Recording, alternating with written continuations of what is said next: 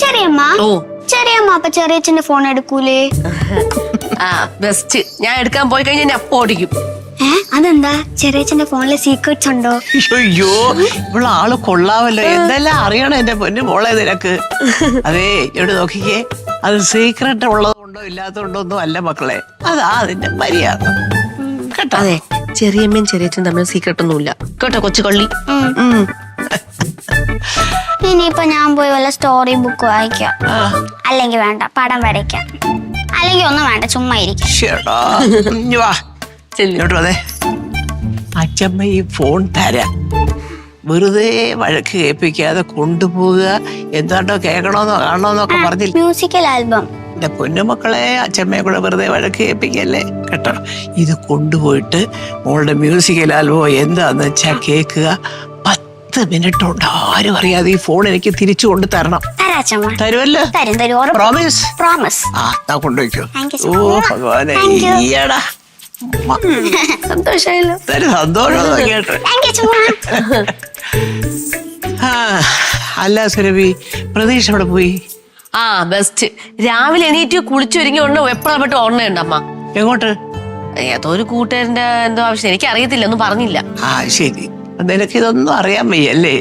അല്ലമ്മ, അണ്ണ എന്റെ സത്യം ഒന്നും പറയൂല അമ്മ. പിന്നെ ചില സമയങ്ങളിലൊക്കെ കള്ളം പറയണ കാണുമ്പോ എനിക്ക് ചിരി വരും.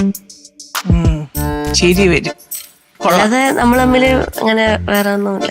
ഇല്ല, വേറൊന്നുമില്ല. പക്ഷെ കെട്ടിയവൻ നേരം എങ്ങോട്ടാ പോയത്, എന്തിനാ പോയത് ഒന്നും അറിയാൻ വയ്യ. അവനിങ്ങനെ പൊക്കോണ്ടിരിക്കും, നീ ഇങ്ങനെ ചിരിച്ചോണ്ടിരിക്കും. അല്ല, പാവോ അമ്മ. ആര്? അണ്ണൻ പാവോ? അത് തരാ, എന്റെ പോലെ എനിക്കറിയാമല്ലോ. പിന്നെ ഫ്രണ്ട്സിന്റെ കാര്യത്തിന് വേണ്ടിട്ടല്ലേ പോകുന്നത്. അങ്ങനെയൊക്കെ പോയി കഴിഞ്ഞാൽ ഞാൻ വഴക്ക് പറയുമെന്ന് വിചാരിച്ചിട്ടാണ് എന്നത് സത്യം പറയാത്തത്. അതാ കുഴപ്പം.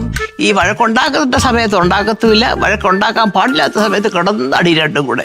ഇതാണ് എന്റെ 2 മരുമക്കളുടെ കുഴപ്പം. നടക്കട്ടെ. എന്നാ പിന്നെ ഞാൻ അങ്ങോട്ട്. ഓ ചെല്ലണം. ഇഷ്ടം.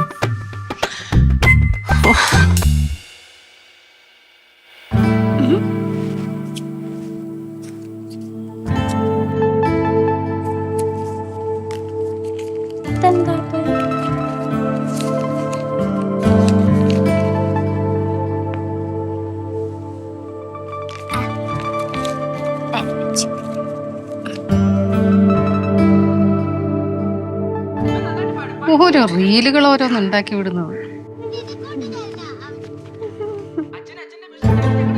പിങ്കി, എവിടെ നീ ഫോണ്? അത് അച്ഛമ്മ തന്നതാ.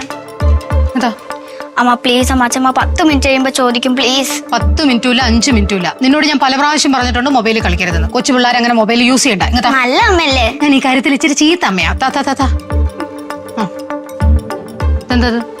ഇതാ താഴെ സ്റ്റേക്കേഴ്സിന്റെ അവിടെ നിന്ന് കിട്ടിയതാ. അത് ഡസ്റ്റ്ബിന്നിൽ ഇടാം. പണയ രസീതാ? ആര് വെച്ചത്?